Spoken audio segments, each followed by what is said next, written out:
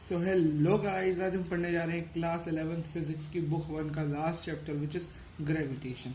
अब इस चैप्टर में अपन ग्रेविटी से रिलेटेड ग्रेविटेशन या अपन काफ़ी सारी चीज़ें ग्रेविटी से रिलेटेड पढ़ने वाले हैं। ठीक है, तो इस चैप्टर में अपना जो न्यूटन लॉ ऑफ ग्रेविटेशन है उससे अपने इस चैप्टर की शुरुआत होती है। ठीक है, आगे शुरुआत करते हैं चैप्टर की।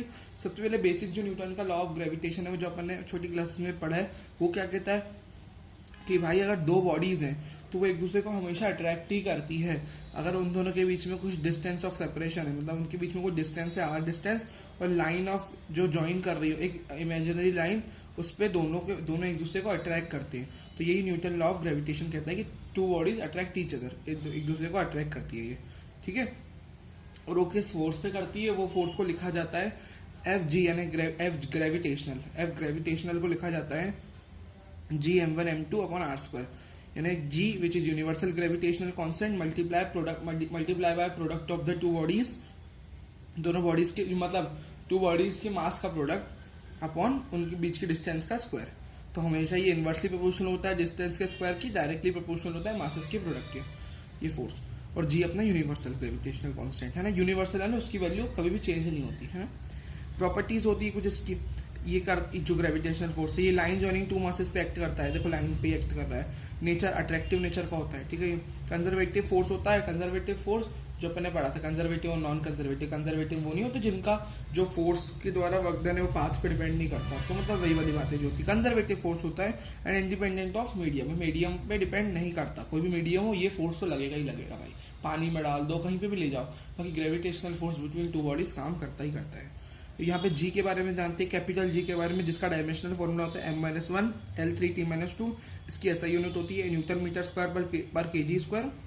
और जैसे ये formula Gm1m2 bye are square वही लिखा हुआ है। और इसकी वैल्यू जो एक्सपेरिमेंटली फाइंड की गई है वो है 6.67 × 10⁻11, जो अपन न्यूमेरिकल्स में यूज करेंगे। ठीक है, वही एक छोटा जी भी होता है, स्मॉल जी। ठीक है, जिसको अपन इसका फॉर्मूला, इसका एक छोटा सा जनरल एक फॉर्मूला होता है, इसका एक जनरल फॉर्मूला होता है, वो अपन डिराइव कर लेते हैं। देखो F बराबर mg लिखते हैं, ma लिखते हैं, तो यहाँ पे ग्रेविटी के केस में अपन एक्सेलरेशन, जी भी एक्सेलरेशन ही है, तो एक्सेलरेशन ड्यू टू ग्रेविटी है, ये भी एक्सेलरेशन, तो मैं एक ही जगह जी लिख लेता हूँ, F is equal to mg। ठीक है, F is equal to gmm by are square वाले एक फॉर्मूला ये भी होता है। तो दोनों ये होगा, दोनों है तो फोर्स की फॉर्मूला, दोनों को इक्वेट कर दो, m से m करेगा, स्मॉल m से स्मॉल m, और यहाँ पे g बराबर हो जाएगा small g gm by are square. ये इसका जनरल फॉर्मूला होता है, gm बाय आर स्क्वायर। ठीक है, अर्थ के लिए अपन लिख सकते हैं gme बाय आर स्क्वायर, है ना। तो आप साफ साफ यहाँ पे एक चीज यहाँ पे काफी नोटिस करने वाले जिससे क्वेश्चन बनते हैं, मतलब यहाँ पे अगर आप साफ साफ देखो तो ये स्मॉल जी बॉडी के मास पे डिपेंड नहीं करता, मतलब जो कैपिटल एम है वो तो अपना जो प्लेनेट वगैरह है या जो उसको अट्रैक्ट कर रहा है, क्योंकि जी जो रहता है ना स्मॉल जी, अब उस एक तो उसमें एक प्लेनेट एसोसिएटेड होता है और एक ऑब्जेक्ट रहता है, तो ऑब्जेक्ट के मास पे तो डिपेंड कर नहीं रहा। ठीक है, क्योंकि जी जो स्मॉल जी की वैल्यू है प्लेनेट टू प्लेनेट डिपेंड करती है, अर्थ पे कुछ है, मून पे कुछ है, अलग अलग होता है हर जगह। और वो जो प्लेनेट है या वो जो अपना है जो प्लेनेट है, जैसे अर्थ हो गया, तो अर्थ के मास पे ही डिपेंड करेगा जी, वो बॉडी के मास पे डिपेंड नहीं करेगा। अपन ने याद करो ये भी पढ़ा था कि भाई सेम टाइम पे गिरती अगर एयर रेजिस्टेंस नहीं होता, तो ये मैंने आपको पढ़ाया था, है ना। तो और वो क्यों होता है ऐसा, क्योंकि जो स्मॉल जी की वैल्यू है वो हमेशा सेम रहती है, तो भारी बॉडी हो हल्की बॉडी हो वो तो एयर रेजिस्टेंस होता है, तो पेपर लहराता हुआ आता है ना। तो GME बाय आर स्क्वायर, तो उसे प्लेनेट के मास पे डिपेंड होता है ना वो। और GE फॉर अर्थ के लिए एक्सपेरिमेंटली इसकी वैल्यू आती है 9.8 मीटर पर सेकेंड स्क्वायर। जैसे यहाँ पे मास ऑफ अर्थ लिखा है, रेडियस ऑफ अर्थ लिखा है, इनकी वैल्यूज जो रहती है पुट करके आंसर आता है। ठीक है, अब देखो variation of g with height, अब काफी इंपॉर्टेंट चीज आती है यहाँ पे। डेरिवेशन नहीं है आगे इन सारी चीजों की ड्यू टू रैपिड डिफिजन, जो छोटी छोटी डेरिवेशन है वो है, बाकी बड़ी बड़ी डेरिवेशन है नहीं, जो रैपिड डिफिजन। ठीक है जी, अब बढ़ते हैं आगे अपन हाइट के रिस्पेक्ट में क्या वेरिएशन आता है जी में। अब मैं आपको एक काम की बात ये बताता हूँ कि जी की जो वैल्यू है ना अर्थ के सरफेस पे सबसे मैक्सिमम होती है, अगर आप डेप्थ पे जाओ तो भी कम हो जाती है वैल्यू, और हाइट पे जाओ तो भी कम होती है, मतलब हाइट पे और डेप्थ पे वो दोनों जगह वैल्यू कम होती है, और है ना। और बढ़ती बस सबसे मैक्सिमम वैल्यू जी की, स्मॉल जी की वैल्यू अपनी सरफेस पे रहती है अर्थ की, है ना। मतलब अर्थ से ऊपर चल जाओ या अर्थ के अंदर चल जाओ जी कम ही होता है, मतलब कम ही होता जाता है वो, बढ़ता मतलब कम ही रहता है वो, बढ़ता का मतलब सबसे ज्यादा मैक्सिमम अर्थ की सरफेस पे रहता है वो, है ना। अर्थ के ऊपर और उधर कम रहता है डेप्थ में। तो आप यहाँ से आपको पता चलेगा जी हाइट के लिए अपन लिख सकते हैं, अब कुछ हाइट पे चला गया वो, तो टोटल हाइट क्या हो गई, आर ई, तो रेडियस ऑफ अर्थ ऑलरेडी था, एच हाइट मिला दो, तो टोटल डिस्टेंस हो गई R E plus H, centre से इस बॉडी की जो इस हाइट पे। तो फॉर्मूला लगा देंगे जी का, जनरल फॉर्मूला जी इंटू एम ई, यहाँ पे मास ऑफ अर्थ लिखाएगा और आर की जगह आर ई प्लस एच लिखाएगा क्योंकि टोटल रेडियस ये हो रही है बॉडी की डिस्टेंस। तो ये वाला फॉर्मूला कब काम आता है ना, जब ना when G and H are comparable, मतलब when are and H are comparable, R E and H are comparable. देखो रेडियस ऑफ अर्थ होता है 6400 किलोमीटर, 6400 किलोमीटर की अर्थ की रेडियस होती है। अब उस पर आप हाइट पे बहुत कम हाइट पे रख लो, 3 किलोमीटर 4 किलोमीटर, मैक्सिमम कितने ही किलोमीटर ऊपर रख लोगे, कोई ऊपर जाएगा कोई ऑब्जेक्ट। अगर बहुत ज्यादा क्वेश्चन में हाफ दे रखा होगी, हाफ पे है, तो हाफ यानी कम, मतलब जैसे 6400 किलोमीटर रेडियस है अर्थ का, उसमें बोल दिया क्वेश्चन ने 3200 हाफ पे, मतलब वो रेडियस की हाफ है ना 3200 किलोमीटर पे, तो 6400 और 3200 कंपेरेबल है एक दूसरे से, बहुत ज्यादा डिफरेंस नहीं है, आधे का ही है। तो तब ये फॉर्मूला यूज कर सकते हैं अपन, है ना, उस हाइट पे जी निकालने के लिए। बट अगर बोल दिया कि एच जनरली अपनी छोटी होगी बहुत भाई, क्योंकि 6400 किलोमीटर से बड़ी कैसे होगी, हो भी सकती है, बट वो उसमें ये वाला फॉर्मूला आएगा। और अगर when are and H are comparable, अगर मान लो कंपेरेबल नहीं हो, तो जब बोल लो एच बहुत छोटी हो गई आर से, जो हाइट है ये वाली छोटी सी हाइट बहुत कम है इस पूरी रेडियस से, तब अपना ये फॉर्मूला आता है जी मतलब G at surface 1 minus 2h by R E. तो ये कंडीशन रहती है यहाँ पे कि हाइट जो रहेगी वो रेडियस ऑफ अर्थ से बहुत छोटी होगी, that is r E and H are not comparable, they are not comparable, ठीक है, तब ये फॉर्मूला होगा। ओके जी, आगे बढ़ते हैं। अभी अगला अपना variation of g with depth. अब डेप्थ पे जाओ तो क्या चेंज आता है, देखो ये अर्थ है जिसका कुछ ना कुछ रेडियस है आर ई और मास है इसका एम ई। अब डी डेप्थ में चला गया, अब इसकी डेरिवेशन के लिए अपने को इतना पोर्शन इसको मेरे को अलग से निकाल देता हूँ, उसको अलग से स्टडी करते हैं जितने भी मैं डेप्थ पे गया हूँ। तो इस छोटे वाले सर्कल का रेडियस स्मॉल आर है, उसका मास स्मॉल एम है। तो यहाँ से आप काफी सारी कैलकुलेशन करोगे, थोड़ी वहां पे कैलकुलेशन है तो सेफ फॉर्मूला आता है। उससे पहले आप इधर आर ई को क्या लिख सकते हो, अगर रेडियस ऑफ अर्थ लिखा जाएगा डी प्लस आर, क्योंकि रेडियस ऑफ अर्थ तो यहाँ से लेकर यहाँ तक पूरा है, तो डी प्लस ये छोटे वाले सर्कल का रेडियस, तो डी प्लस स्मॉल आर, और स्मॉल आर की वैल्यू यहाँ से निकाल लो आर ई माइनस डी। और जी एट डेप्थ, यहाँ पे दो फॉर्मूला नहीं, वहां पे जैसे हाइट पे दो फॉर्मूला, यहाँ पे एक ही फॉर्मूला है, ठीक है। G D is equal to G D यानी डेप्थ पे जो जी होगा वो G 1 minus D by R E होगा, है ना। तो ये इसका फॉर्मूला है, G at depth is equal to G at surface 1 minus D by R ई।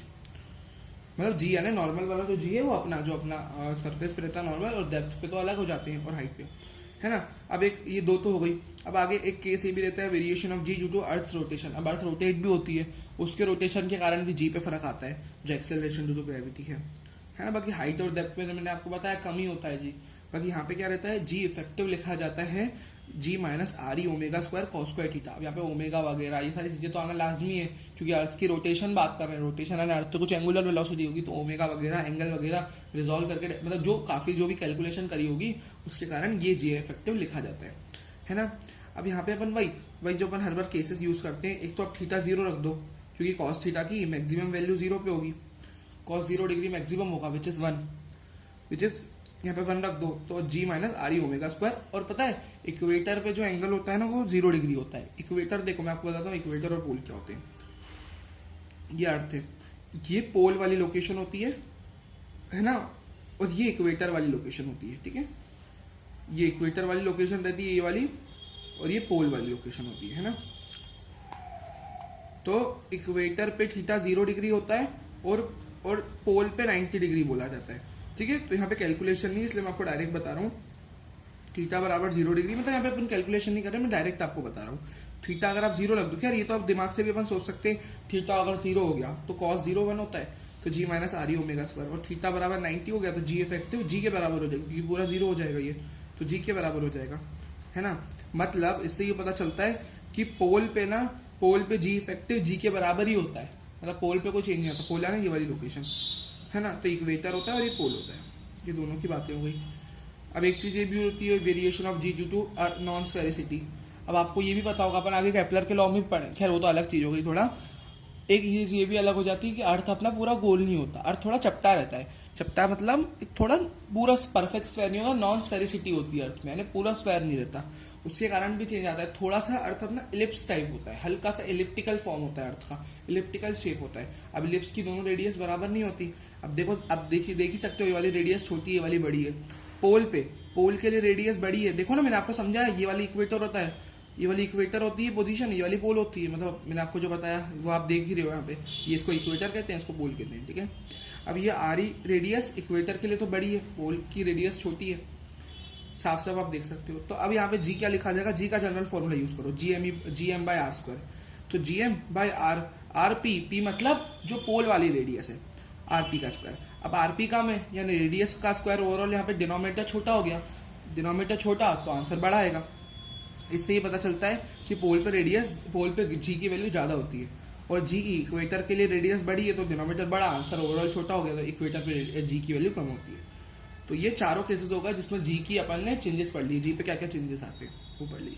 अब पढ़ते हैं ग्रेविटी डिवीजन है। तो एक पोटेंशियल का कंसेप्ट भी आता है, ग्रेविटेशनल पोटेंशियल। वो पोटेंशियल एनर्जी थी जो अपन ने पढ़ी, ये पोटेंशियल है विच इज वी, वो यू था, ये वी है।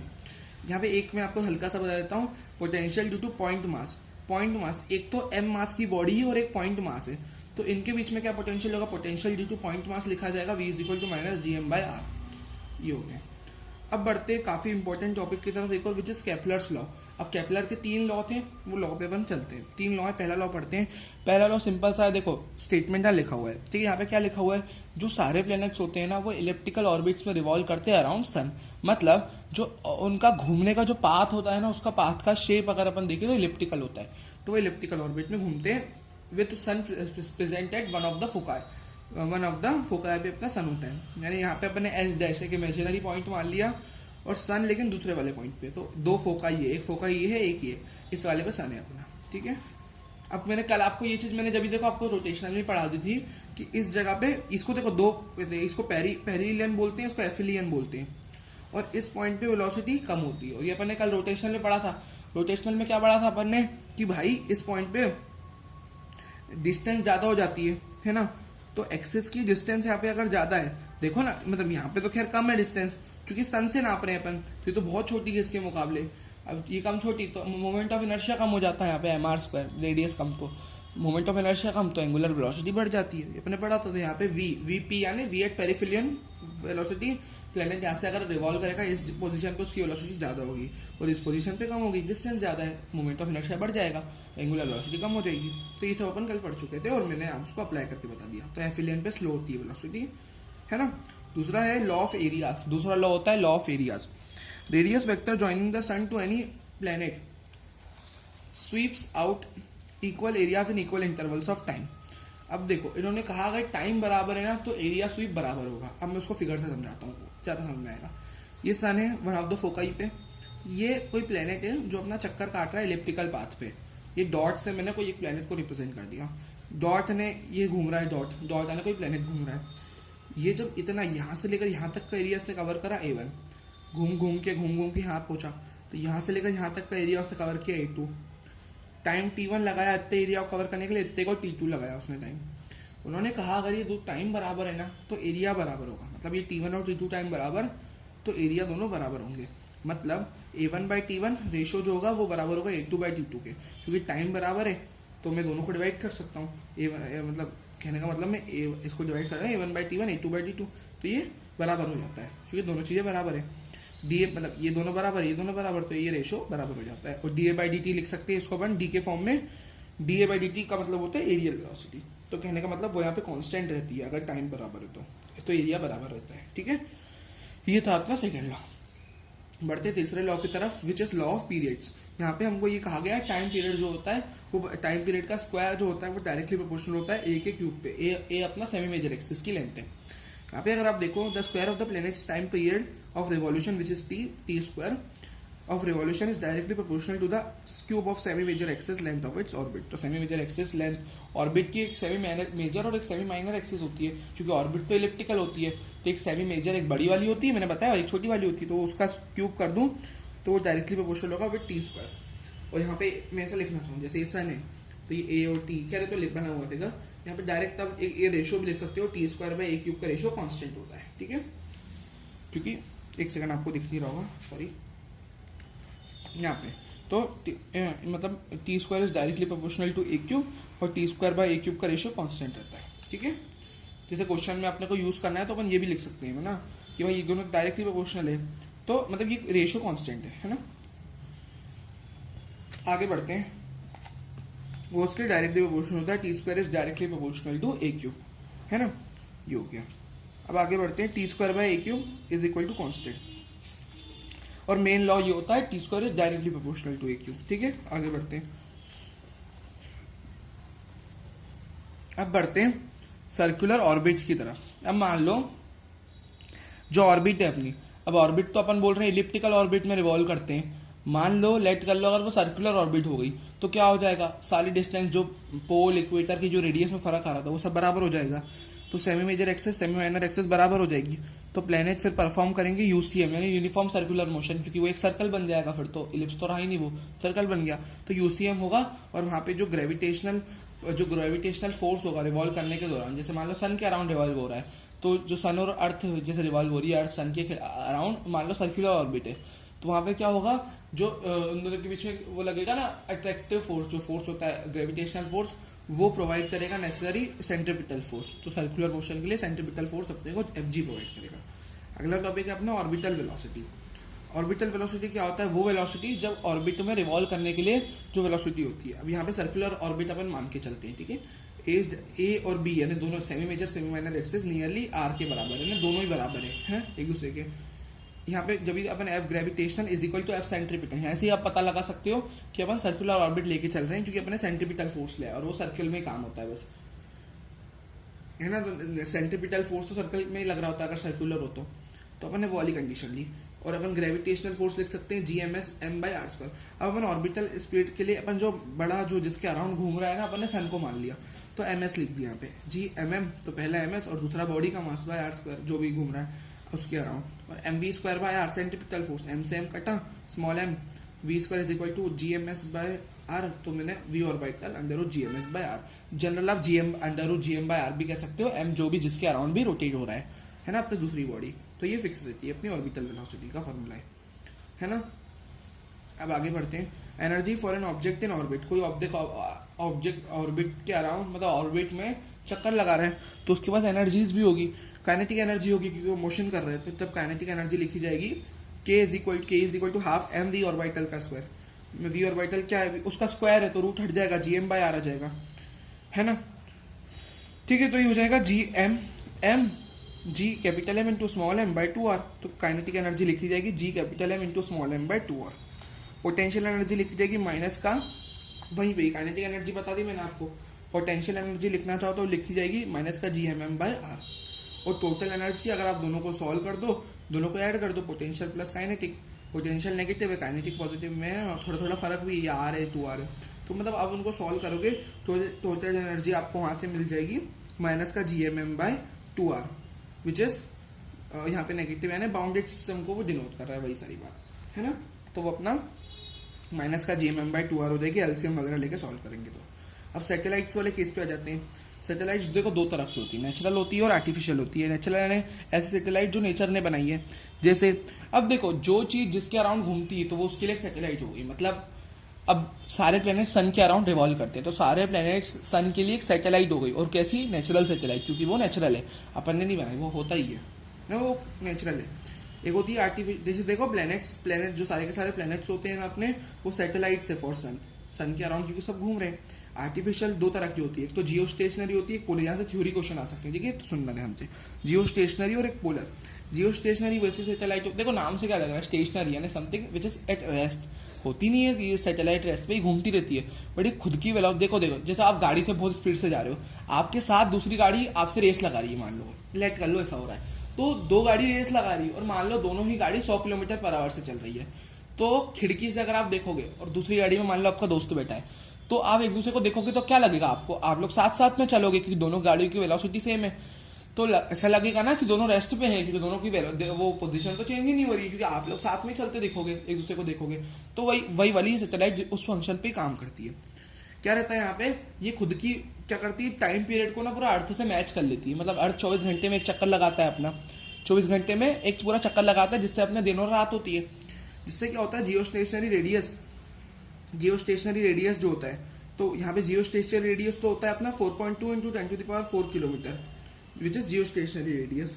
और यहाँ पे है ना v is equal to under GM by r लिखा जाता है, जिसको अपन बोलते हैं जो यहाँ पे जियो स्टेशनरी जो सैटेलाइट है उसकी वेलोसिटी होती है 3.1 किलोमीटर पर सेकेंड से वो रिवॉल्व होती है। ठीक है, तो वो क्या कर लेती है, उसकी ओमेगा अपनी अर्थ से मैच कर लेती है, यानी उसकी स्पीड अर्थ से मैच कर लेती है और टाइम पीरियड वगैरह फिर इनका सेम रहता है, तो फिर उसको स्टेशनरी कहा जाता है कि सब इसका अर्थ से मैच ही है, तो अर्थ के साथ साथ चलती है एकदम, वही वाली बात। दूसरी होती है पोलर सैटेलाइट। पोलर क्या करती है, अर्थ के पोल्स पे घूमती है, पोल मैंने ये वाली लोकेशन आपको बताई तो वो ऐसे घूमती है, और जो अपनी जियो स्टेशनरी थी ऐसे हॉरिजॉन्टली घूमती है, ऐसी ऐसी इक्वेटर पे घूमती है ना, और ये अपनी पोल पे घूमती है, और ये वाली क्या करती है, थोड़ी फास्ट रहती है। Orbit of the satellite is perpendicular to the equator, पर इनकी ऑर्बिट इक्वेटर के परपेंडिकुलर होती है, ठीक है। और यहाँ पे टाइम पीरियड जो रहता है ना, वो 2 से 3 घंटे में पूरा चक्कर लगा लेती है अर्थ का, तो इसका टाइम पीरियड काफी कम रहता है, 2 से 3 घंटे में अर्थ का चक्कर लगा लेती है, और इसकी हाइट 200 से 1000 किलोमीटर पे रहती है ये अर्थ से, है ना। ये हो गया सैटेलाइट्स। अब एक कंडीशन है विच इज वेटलेसनेस। वेटलेसनेस में क्या होता है, सिंपल सी एक बात है, बॉडीज इनसाइड। देखो सैटेलाइट के अंदर जो बॉडीज होती है ना, उनको ऐसा लगता है कि उनका कोई वेट ही नहीं है, वेटलेसनेस फील करती है, बिकॉज उनका जो एक्सेलरेशन होता है ना, वो एक्सेलरेशन ड्यू टू ग्रेविटी के बराबर ही हो जाता है सैटेलाइट का जो एक्सेलरेशन होता है, तो उनको क्या लगता है, उनका वेट ही नहीं है, तो वेटलेसनेस की उनको सिचुएशन लगती है, फील होती है ना। आगे बढ़ते हैं विच इज एस्केप स्पीड या एस्केप वेलोसिटी, ठीक है।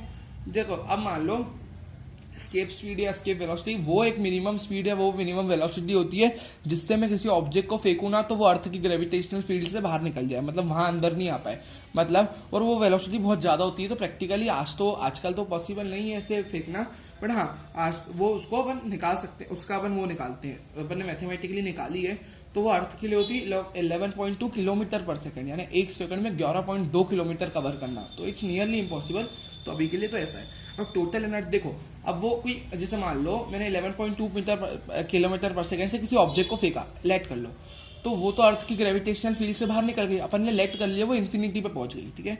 अब इन्फिनिटी, अब देखो, अब ये तो हमेशा देखो यूनिवर्सल लॉ है कि total energy is always conserved, तो टोटल एनर्जी इनिशियल और फाइनल बराबर होगी, यानी इनिशियल मैकेनिकल और फाइनल मैकेनिकल एनर्जी बराबर होगी, है ना। अब इनिशियल में तो काइनेटिक एनर्जी भी होगी half m v square minimum, और पोटेंशियल अपन लिखेंगे माइनस का G M M by r, जो अपन ने पोटेंशियल एनर्जी भी पढ़ी थी ना, माइनस का G M M by R, वही अपन यूज करेंगे, तो माइनस का G M E M by R is equal to 0। 0 क्यों लिखा, क्योंकि इन्फिनिटी पे तो काइनेटिक एनर्जी पोटेंशियल एनर्जी सब 0 होगी, क्योंकि उधर तो अपन मान के चलते हैं कि भाई अपना ऑब्जेक्ट रेस्ट पे आ जाता है, तो काइनेटिक भी 0 और पोटेंशियल भी 0 मान के चलते हैं इन्फिनिटी पे, हमन को तो पता नहीं होगी, तो स्मॉल एम से स्मॉल एम कटा, वी स्केप का फॉर्मूला यहाँ से आ जाएगा √2 G M E by R E, और अर्थ के लिए होती है approximately 11.2 kilometre per second for earth, है ना। और है ना, यहाँ पे एक रिलेशन भी अपन ने देखी कि relation between V escape and V orbit, तो वी एस्केप होती है √2 टाइम्स ऑफ वी ऑर्बिट, ठीक है, तो एक रिलेशन होती है ना। अब जैसे एक चीज आप ये भी देख लो कि कोई जैसे ऑब्जेक्ट ये h हाइट पे है अर्थ के रेडियस, मतलब अर्थ के सेंटर से, और v वेलोसिटी से जा रहा है, तो वी स्केप लिखी जाएगी √2 GME, बस आर की जगह आर प्लस एच आ जाएगा, और यहाँ पे भी आर की जगह आर प्लस एच आ जाएगा फॉर्मूले में, GME by R plus H आ जाएगा बस, है ना, और कुछ चेंज नहीं आएगा, है ना, बस ये चेंज आ जाएगा, बस यहाँ पे बस रेडियस बढ़ जाएगी कि हाइट बढ़ गई, है ना।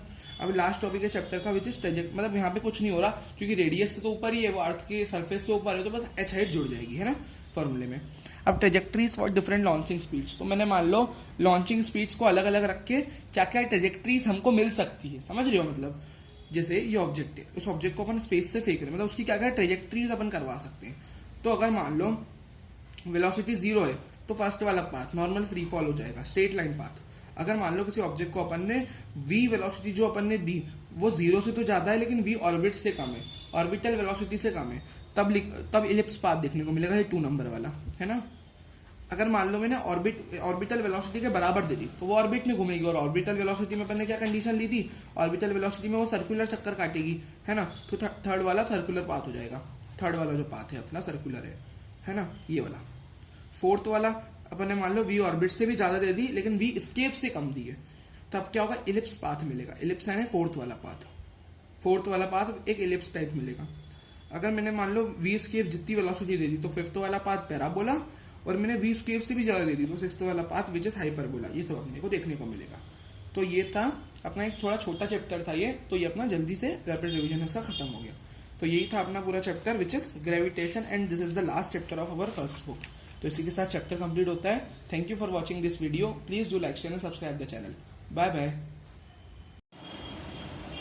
यहाँ पे ना आपको थोड़ा ये मेरे को और बताना है, जियो स्टेशनरी रेडियस जो रहता है ना उसका मीनिंग, जैसे मैंने आपको बताया ना जो अपनी नेचुरल जो आर्टिफिशियल सैटेलाइट्स होती है, तो जियो स्टेशनरी ऐसे घूमती है, तो इसकी जो दूरी होती है अर्थ के सेंटर से, ये वो है 4.2 इंटू 10⁴ किलोमीटर। तो अर्थ से कितनी दूरी पे ही घूमती है, मतलब यहाँ पे ऐसे हॉरिजॉन्टली घूमती है, तो अर्थ के सेंटर से इसकी दूरी है ना, रेडियस का मतलब ये है। और इसकी वेलोसिटी है 3.1 किलोमीटर पर सेकेंड अपन इस √gm/r। √gm/r अपना किसका फॉर्मूला था, ऑर्बिटल वेलोसिटी का, तो इससे अपन निकाल सकते हैं 3.1 किलोमीटर पर सेकंड से ही घूमती है। तो ये मेरी दो चीज़ का मतलब और मैंने आपको बता दिया, ठीक है, ये हो गया। ओके, सो जो टॉपिक है अपना वो है ग्रेविटेशनल पोटेंशियल एनर्जी। अब यहाँ पे जैसे अपन लिखते थे ना, डेल U = माइनस का W कंजर्वेटिव, तो ग्रेविटेशनल फोर्स भी कंजर्वेटिव फोर्स है, तो माइनस का W ग्रेविटेशनल भी लिख सकते हैं। जैसे मान लो M और कैपिटल M स्मॉल m दो मास है, तो इनके बीच की ग्रेविटेशनल पोटेंशियल एनर्जी लिखी जाएगी माइनस का G m × m/r। अब अगर मान लो दो है M1 × M2, M1 और M2 इनके बीच की डिस्टेंस है r, तो इनके दोनों के बीच की पोटेंशियल एनर्जी लिखी जाएगी माइनस का G m1 m2/r। अगर मान लो ऐसा ही दो है M1 है और M2 है, ऐसे ही दो हैं, यहाँ पे भी ऐसे ही है दो M1 और M2, तो इन दोनों के बीच की और 2y इनके बीच की डिस्टेंस है, तो यहाँ पे जो इन दोनों के बीच की ग्रेविटेशनल पोटेंशियल एनर्जी है वो G m1 m2/2y लिखी जाएगी, ठीक है। पर नेगेटिव यहाँ पे बाउंड सिस्टम को रिप्रेजेंट कर रहा है ना, तो ये सारी चीज़ें यहाँ पे हो गई है ना। तो ये था, यहाँ पे फॉर्मूले वगैरह नहीं है ना, ड्यू टू मतलब यहाँ पे डेरिवेशन वगैरह नहीं है due to rapid division, but हाँ ये सारे ये अपन ने फॉर्मूले पढ़े, ठीक है, थोड़े बहुत। तो ये था ग्रेविटेशनल पोटेंशियल एनर्जी, ठीक है, ये हो गया।